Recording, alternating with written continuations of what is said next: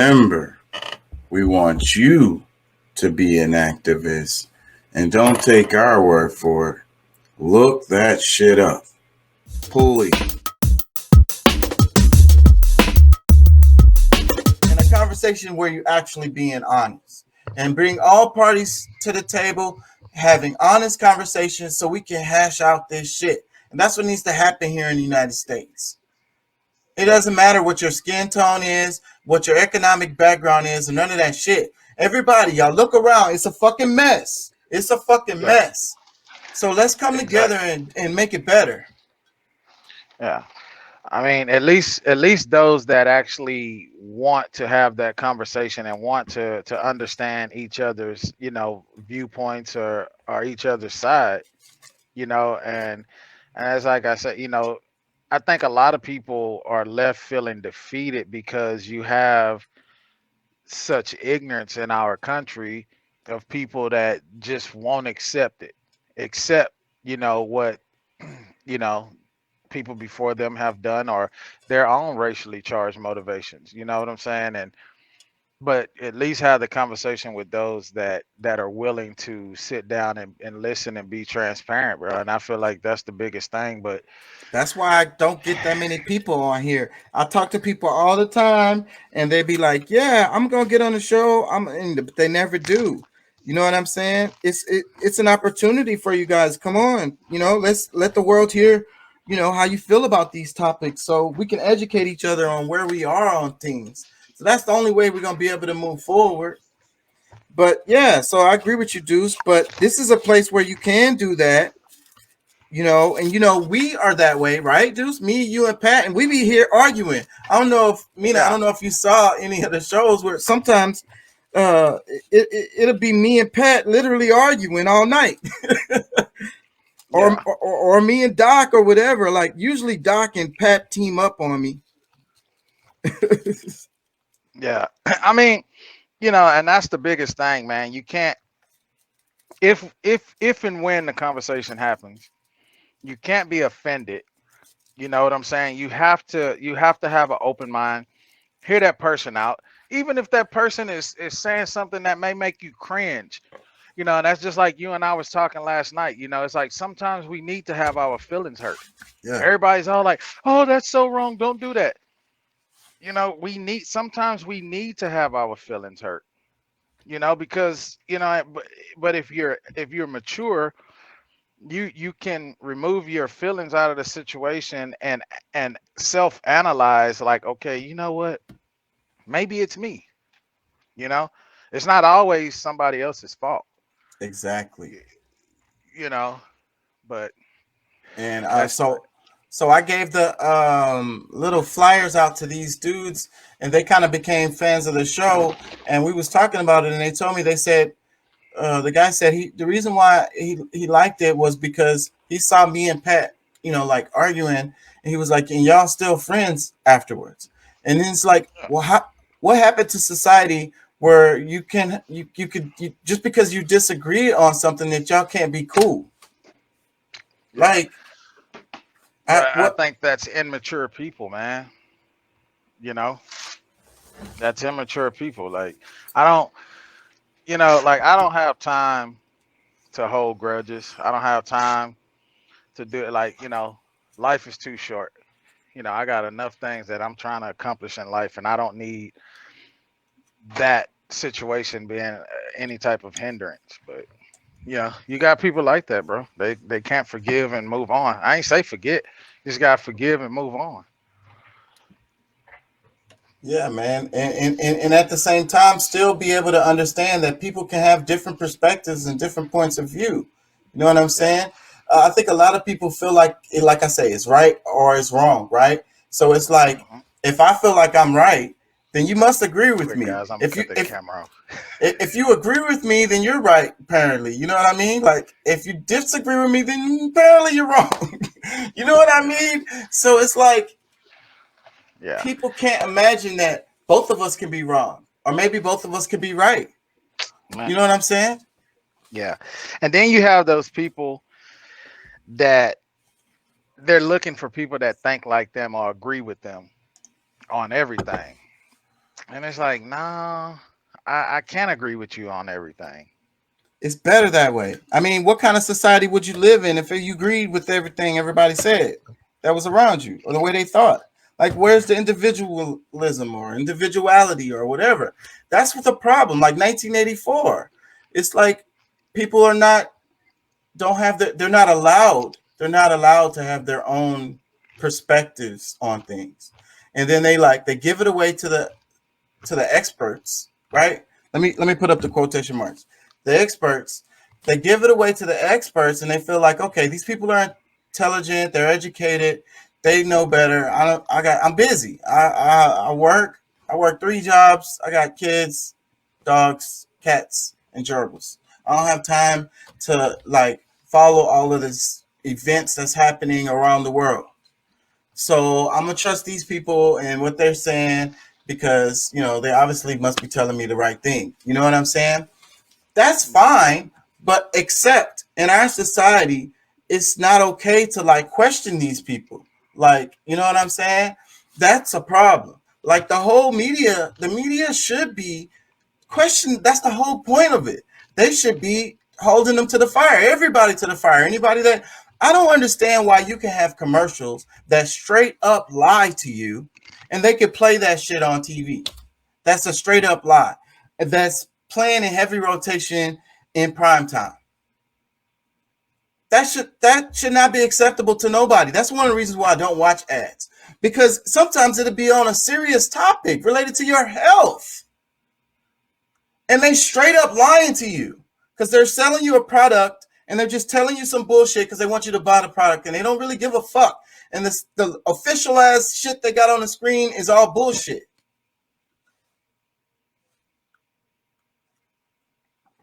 They should not be able to get away with that. That really fucking bothers me. So that's a big problem. So, and then I be arguing with people and then they be repeating some shit they heard in a damn TV commercial, bruh. They trust what the TV commercial says over what I say. I ain't nobody. I don't know shit, Just because I read a bunch of fucking books, you know what I'm saying? The ad told me this. I'm like, bro, I went to school for that. Like, that is not true. Well, who is you? This is it's on CNN and MSNBC. Yeah. But I also think that comes down to how effective you can convey your message. Now they have billion-dollar teams on these ad companies, and they might not be saying the right things or the best things. But I think as far as getting your message out there, how effectively can you convey and spread this message? Who can you reach? How can you reach them in ways they're going to get it? And so maybe when you're interacting with people who have seen these ads, they're like, yeah, I get the flashing colors and the moving videos, and I get that a lot better than you speaking to me. Then that's just like a mismatch of communication style of the way people take in information, and less on less on their critical thinking skills, if that makes sense. Does it make sense? I don't know. I mean, but I don't, I can't. It's a pretty fair argument. I think that people are smarter than that. It's just that the society, it's the system, it's program brainwashing. That's what it is. You're taught to pretend to not know, to appear to not know, or to not care to know, or whatever. You know what I mean? And then the result is you not knowing. You know what I mean? Regardless. So like, it's kind of like taking the blue pill. You get what I'm saying? In the Matrix and deciding to just sleep because the bells and whistles in that ad. So you're saying, so society is dumbed down to the point where they need a bunch of bells and whistles for them to pay attention enough to get any information. So it seems like I'm hearing you have very high expectations for other people. And I kind of want to talk about, because I've had this ideology where I believe we were meant to be on the earth and exist. We weren't meant to like be doing everything that we're getting into. Us just existing and being in community with others was enough. So what is your enough? Because I hear you have high expectations for our general population. So what is enough for you? What do you mean? What is enough? Like what to for me to feel good about humanity and us being on the right track and stuff like that, basically. Okay, so well, there, I probably would start sounding like a social, what people would call a socialist when I answer that question. But I mean, we need to find better. First off, the way we do capitalism, we have this predatory capitalism thing going on, where it's all about capital and the power of capital, as far as like you have these hostile takeovers and so forth and so on. That is a major thing that needs to be addressed. I mean, I could go down the list. You got campaign finance that needs to be addressed. Do you want practical solutions, or like, do you mean like how the scene would look? I'm I am, because you have, as far as people's critical thinking skills, how they take in information, how they communicate with others, you have very high expectations for the general population. And so I'm asking, like, what is the bottom line for you? Because, like, I come from this thinking of, I mean, way back when we were just in community with each other and we had our, individual jobs and individual things we were doing. But other than that, there weren't a lot of high expectations. Our expectation was just to sort of conform and get along with the group the best we could because we're very social creatures. So and how do we acknowledge human behavior and human nature and also have these like high expectations for people and want this certain level of functioning and capacity? That's what It's I mean. I I think humans are exceptional. So that's the bottom line, I think. So that a lot of people don't understand. So when you're if you're a human, so I think that you're supposed to just be. So I agree with that. On the spiritual side, we're supposed to just be. So then these corporations need to leave us alone and not force us to keep going to work every day, because humans are supposed to just be. So that would be a thing. You know what I'm saying? But what I mean is, um, damn it, what was I gonna say? The damn it, what was your question?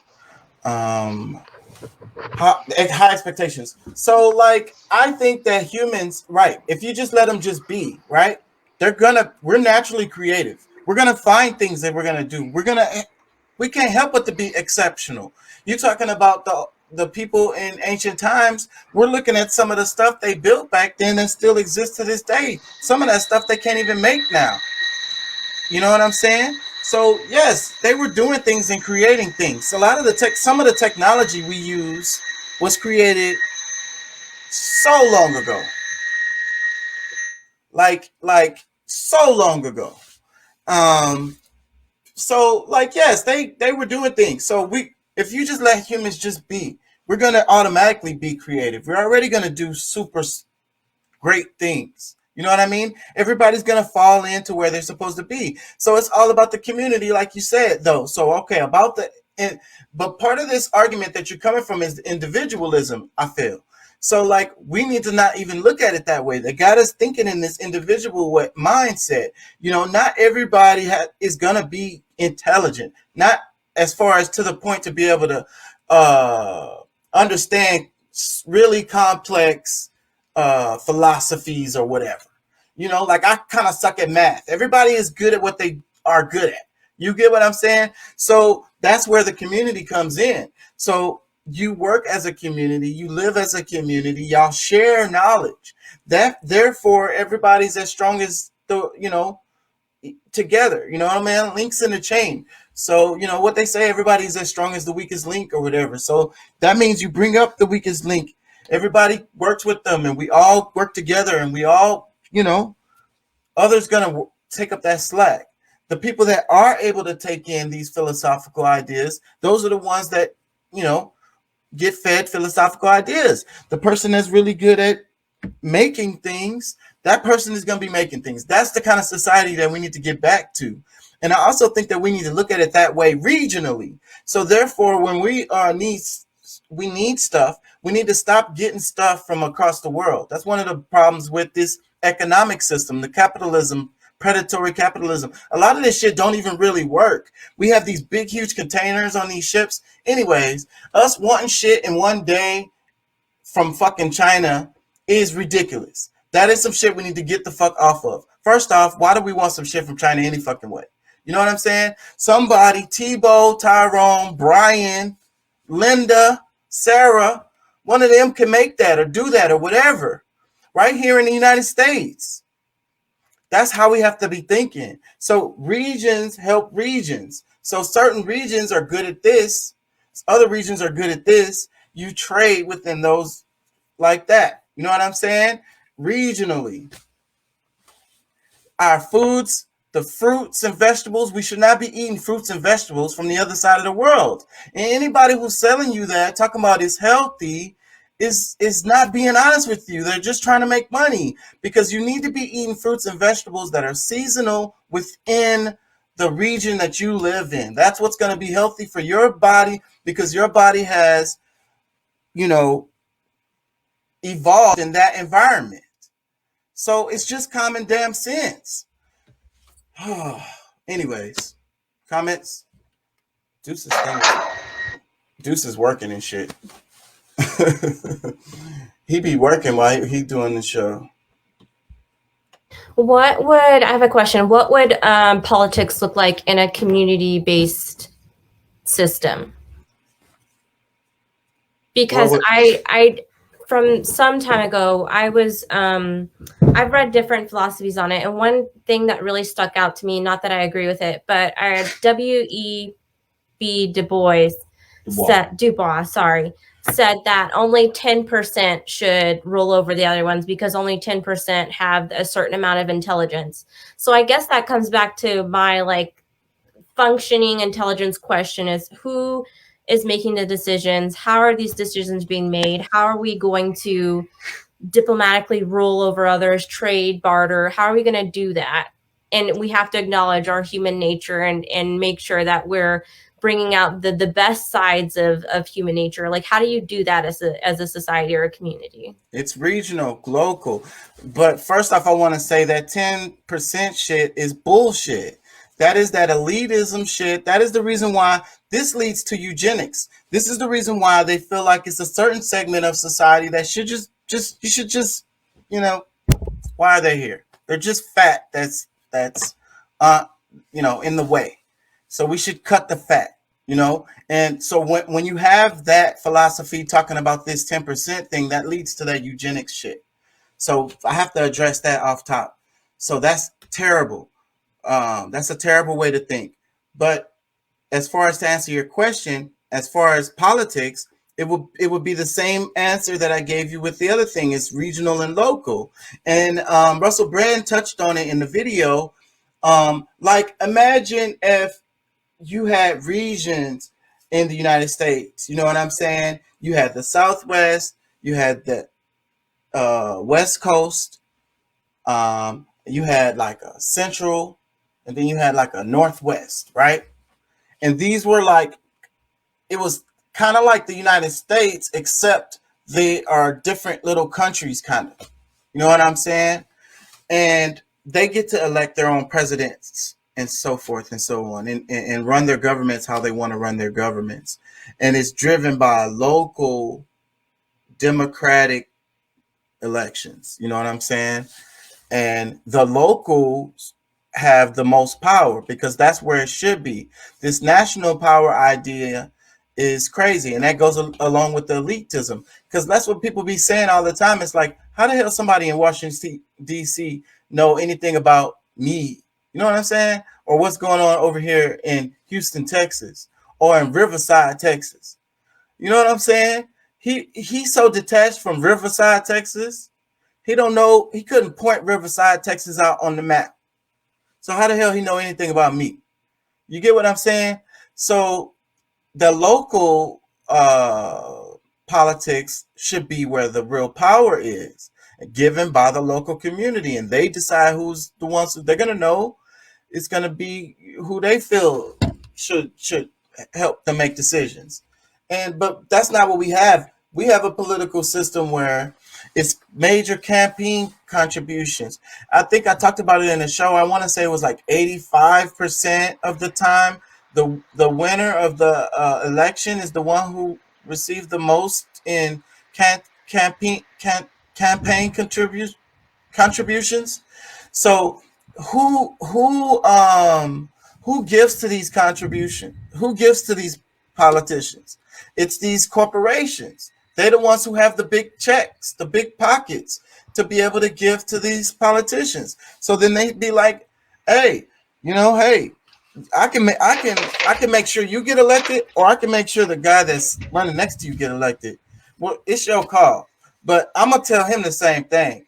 After you get elected, you know what I'm saying? I need this, that, and this and that to happen. You know what I'm saying? If you're not willing to play ball, I'm going to chunk my change to that other guy who's going. It's going to be somebody out there willing to play ball. So we picked you. So if you're willing to play ball, we can go with this. If you're not, we're going to go with the other guy. What's your call? And that's who ends up getting elected. So they can have their ideas that they want to fix things or whatever, and they could be a genuine person. But once they get in there, their hands are going to be tied on a lot of things because they're going to owe a lot of people a lot of favors. So they'll be able to do certain things, but they won't be able to step on the toes of those people who put them in there. That's the system that we have. So to answer your question, it's all regional, all local. The power to the people. Disinformation Board closure. Jimmy Dore. I want to play some of this. Let me what read. happened? Did they shut that down? I know they were trying to get it up and running. Oh, cool. Yes, it's out of there for now. Let me read the caption underneath his video. It says, the announcement that the Department of Homeland Security will be launching its own Orwellian Ministry of Truth called Disinformation Governance Board was met with scorn and hostility. I'm tired. That's why I can't read. From critics across the political spectrum. Now the board's putative head, Nina Jackowicz, has submitted her resignation. The initiative has been put on ice, and the Washington Post chief social media mean girl, Taylor Lorenz, has written an unhinged piece decrying the online bullying that sent the new agency packing. Jimmy talks to Gray Zone's Max Blumenthal and American comedian Kurt Metzger about the rise and precipitous fall of the ill-advised government censorship project. So that was the caption underneath Jimmy Dore's video right there. So y'all hadn't heard nothing about this. Let me play some of Jimmy Dore. I think he explains the whole thing at the beginning. Let's see. Max Blumenthal is with us, ladies and gentlemen. He's an award-winning journalist, as well as the editor-in-chief and founder of the independent investigative news website, The Gray Zone. He's also a best-selling author of several books, including Goliath, The 51-Day War, and the Management of... Hold on, let me read the comments. I didn't see them. It says, people are optimistic for others hoping for others hoping they catch up to society or how we want our community to be built. The expectations don't match. We should want high expectations, no accountability. Higher expectations, yeah, reach for the stars, land on the moon. People need to be able to take the truth instead of social media making decisions for them. And I think we need to prepare them for it. And it's difficult, especially when school doesn't prepare them for it. There's no comfortable place to talk about actual reality. We're just talking about algebra and something that these people did back in the 1817, 14, 1200s or some shit. Like some shit that don't have nothing to do with reality a lot of times. Like nothing that's going to help you in your life. Like, why come, I remember like in college. Let me ask you this, Amina, before I move on. You took some college and you was in college. Let me ask y'all, when you take classes, I found that the times when we learned the most in class was when the students kind of was able to speak freely. and ask questions, and the class is kind of like super interactive. Like we jump around subjects too. And it's because people in the classroom, a lot of them, they be smart as hell. They know a lot of shit. And it's like you learn from your classmates too. Like when everybody's talking freely, that's when I learn the most in class. What do y'all think about that? Like not even on the topic of whatever the subject is in that class. Maybe just off topic, like kind of off to the side a bit. So personally, it's like that idea. I learned the most when someone played devil's advocate, and it's interesting that that's the name for it. But it was being able to see a different perspective helped me understand my argument a little bit better and how to convey it effectively and speak to that person's point of view or perspective. It enabled me to cater what I was saying in order for it to reach them, if that makes sense. Yeah. So someone playing devil's advocate is how I learned the most and how I improved and how I got better. And I learned the most when I play devil's advocate. That's why I do it all the time. Man, when I play devil's advocate, they're like, man, shut the fuck up. That bullshit. That's what they tell me. I ain't gonna lie. I'm a bit of a troll sometimes, and sometimes I could be making fun of someone and they won't even know it, and I'll laugh about it later when they're not there. Let me stop. I'm revealing too much. That's wrong. That's wrong, Shaka. I'm telling Mama on you. Savagery, please welcome to the show, Max Blumenthal. Hi, Max. How are you? Hey, Jimmy. I'm good. Good to see you. Now, I don't know if you heard the big news, Max, but I bet you did.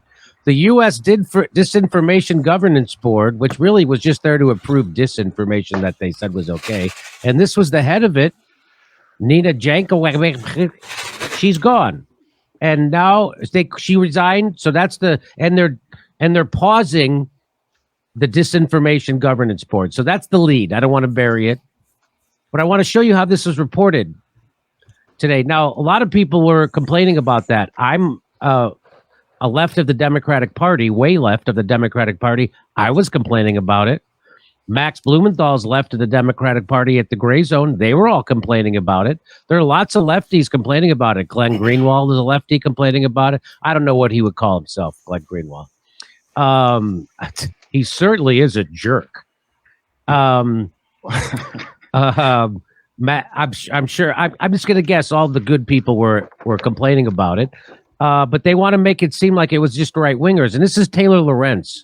You remember Taylor Lorenz, right? Her job is to pretend that she does journalism, and so what she does is she targets people with no money and power normally, and tries to humiliate them, like she just did with the lady has that account Libs of TikTok. And she doxed her. And so that's who Taylor Lorenz is. We know who Taylor Lorenz is.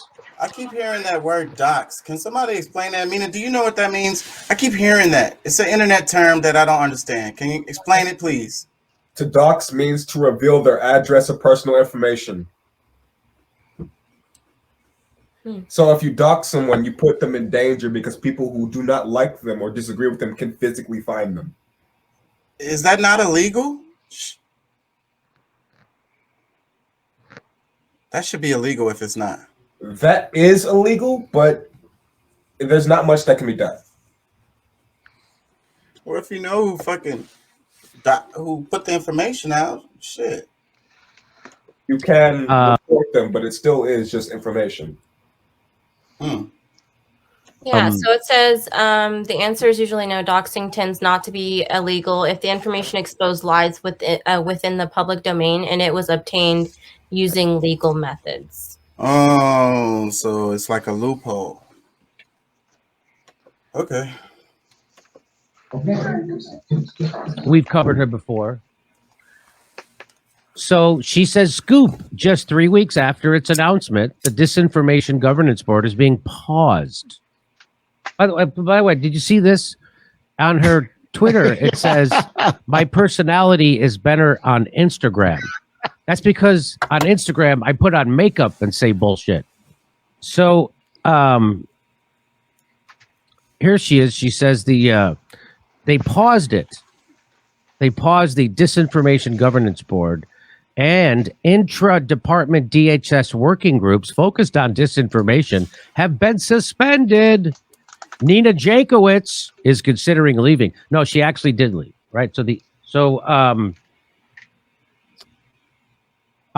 Nina Jankowicz has officially resigned from the Disinformation Governance Board. It sounds like it's a cartoon, right? The Disinformation Governance Board. They did not workshop that name. I'll tell you. That's what I be saying, man. All of this shit just is comical, and it sounds like a joke. Like I feel like I'm getting punked. They didn't focus group that name. But there it is. The dream is dead. We'll never find another censorship jar who can sing like that. That's all I'm saying. We're never gonna find. It's like, where's the camera, man? Candid camera, where's the camera, bro? Like that. If y'all know anything about that chick, I covered a little bit about her, and she just seems crazy. Deuce was here. We played the little clip where she was singing and stuff. Like, oh my god. Anyways, Yeah, she seems pretty odd. We lost Nina, the Taylor Lorenz of clucking hens under 50 years old. We lost Nina. Everything just froze. Good riddance. It wasn't and then they want to blame it on the far right. And KC10 Driver says, good riddance. It wasn't the far right that stopped this. It was sensible people from all sides who objected to an Orwellian government apparatus. power to the people. Max, were you surprised that they shut down so quickly? I'm going to get to the article. We're going to get to how crazy this article is because it is insane. This is in the Washington Post. And at no point did they talk about this was a bad idea. At no point did they talk about why this is a bad idea or any concerns about the government overreach and censorship. It was all about the newspaper was defending the government from rando attacks online. I'm not kidding.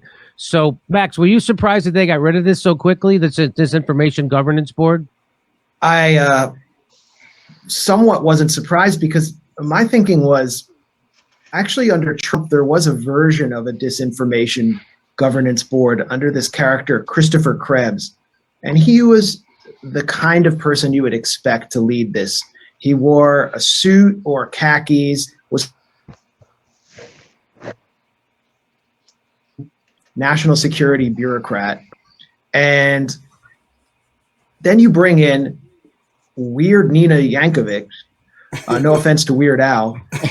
just a complete freak of, just an absolute freak and a flamboyant wannabe Broadway singer who does, child like nursery rhymes on methamphetamines about disinformation and Russian propaganda. You bring her in there and she just becomes the perfect target.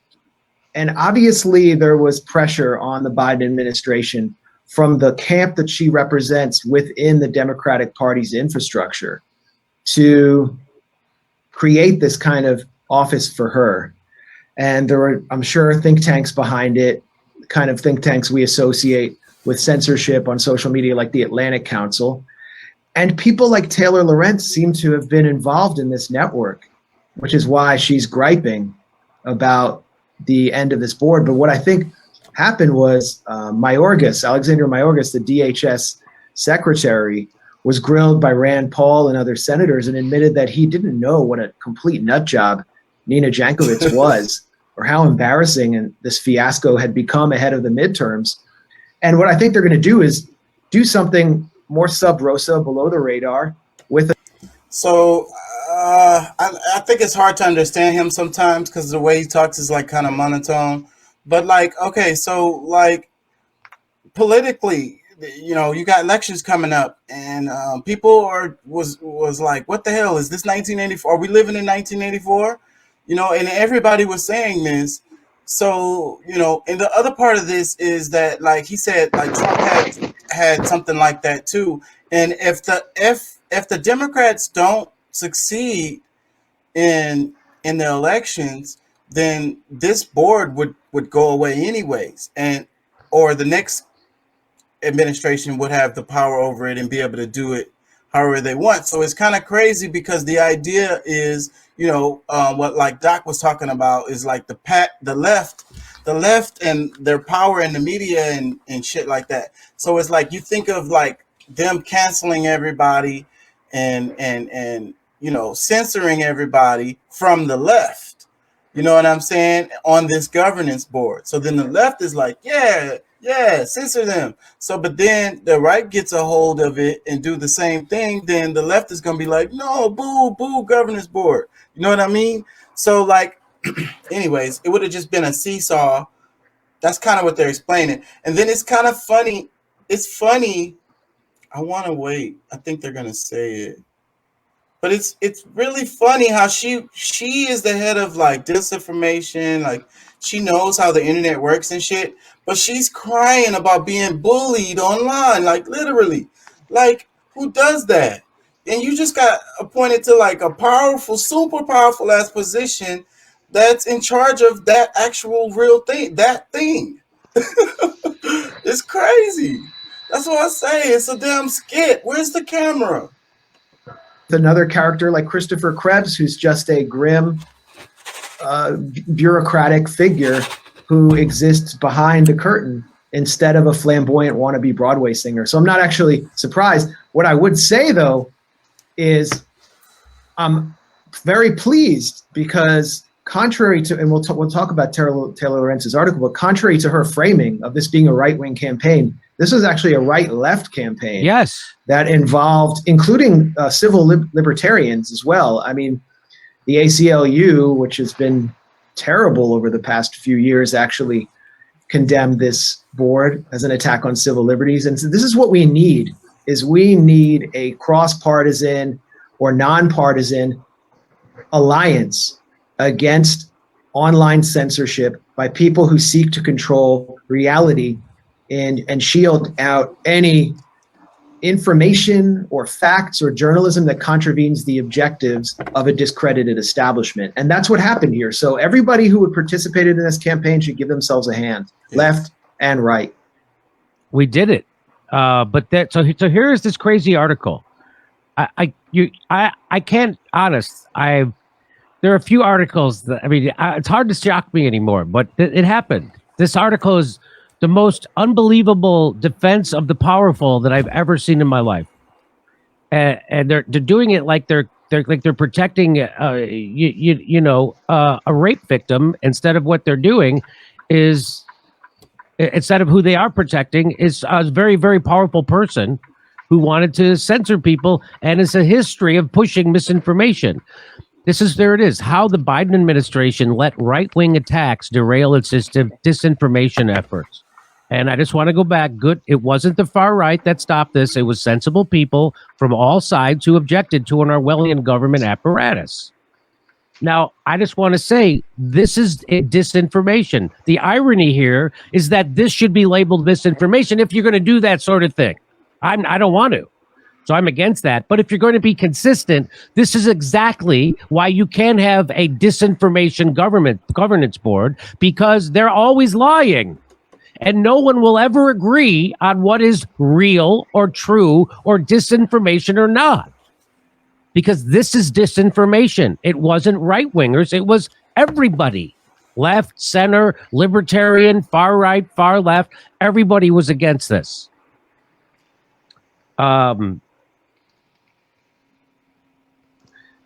Here's Vince Coglianese says, this entire piece, meaning this article, is a slobbering defense of power. And by the way, that was my name for my punk band in high school, Slobbering Defense of Power. Vince, not a moment of concern about the way government bodies are used as a predicate for censorship. Coglianese. Well said. I don't write that well. Not a single mention of Jankowicz's long record of credulously pushing blue anon conspiracy theories. None of that. That's correct. None of that was in this article. None of that. Well, didn't she write? Go ahead. She wrote a book called "How to Win the Information War," and that's like step one, not mentioned. Yeah, I'm bringing up that part. Don't bring it up. I think it was actually I called "How to Lose the Information War." Oh, that's right. Yes. She was going to come in and tell people how to win, and now she lost. So this is from the article from the Washington Post. Taylor Lorenz, maniac, professional victim, gaslighter, and two of the oligarchs, Taylor Lorenz, wrote this. Just 3 weeks after its announcement, the Disinformation Governance Board is being paused, according to multiple employees, blah, blah. On Monday, DHS decided to shut down the board, according to multiple people. By Tuesday morning, Jankowicz had drafted a resignation letter in response to the board's dissolution. I like how they say paused. They paused it, right? Just to leave some hope for the world's biggest pieces of shit out there. That's what that is. Pause. Okay. You might still have censorship, right? Eventually. Eventually, we might still have it. We're just pausing it now. So don't get too But Tuesday night, Jankowicz was pulled into an urgent call with DHS officials who gave her the choice to stay on, even as the department work is put on hold because of a backlash that it faced, according to multiple people with knowledge of it. Wow. The one weapon they couldn't defend against, a backlash. Working groups within the DHS focused on dis, and malinformation have been suspended. I've never heard that one before. I did. Do you get the feeling that the book 1984 is Taylor Lorenz's Star Trek? Do you get that feeling? It's an optimistic view of a future utopia, right? Can you imagine if Big Brother let a little backlash stop him from creating the Ministry of Truth? He'd lose his iron grip on Oceania. No, Big Brother was too effective, and he didn't cry when he accidentally succeeded. Patriarchy. On Wednesday morning, Jankowicz officially resigned from her role within the department. Nina Jankowicz has been subjected to unjustified and vile personal attacks and physical threats, a DHS spokesperson told the Post in a statement in between putting kids in cages. Right. Wow. This is like what Coolio did to Weird Al when he made Amish Paradise. Jankowicz's experience is a prime example. This is real. This is real. Jankowicz's experience is a prime example of how the right-wing internet apparatus operates, where far-right influencers attempt to identify a target, present a narrative, and then repeat mischaracterizations across social media and websites with the aim of discrediting and attacking anyone who seeks to challenge them. Oh my God. It sounds like the playbook from the establishment media. Right, Max? Sounds like projection to me. That's exactly what they do. And you know how I know that's what they do? Because they did that to me when I was doing Force the Vote. I challenged them, and so they had to discredit me. They wrote column, article after article. Jimmy Dore's the head of the dirtbag left. Jimmy Dore's alt-right. Jimmy Dore's this. Jimmy Dore's that. That's what they do. That's what they do. The Washington Post themselves smeared me. That's what they had to discredit me because I was challenging the Democratic Party. And so they did this to me. That's not what some fucking nefarious far-right group that she can't identify does. All knees shall bend and every tongue shall confess. News networks are not even getting clicks like that. So this shows like there's an opportunity for this, what we're doing here on this show.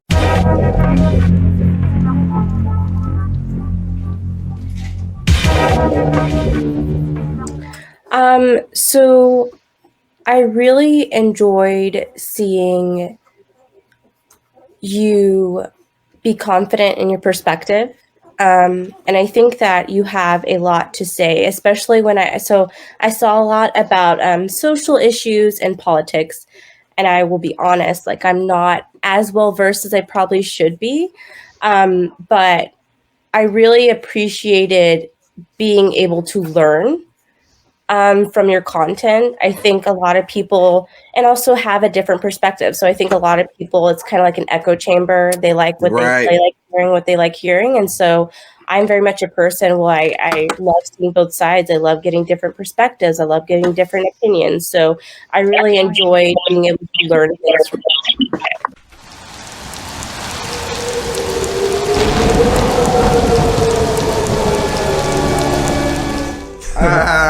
Yeah, man. What I That's was hot saying, shit man. right there, You know what I'm man. saying? So what we gonna do? We gonna do. We want you to be an activist. And don't take our word for it. Look that shit up. Pulley.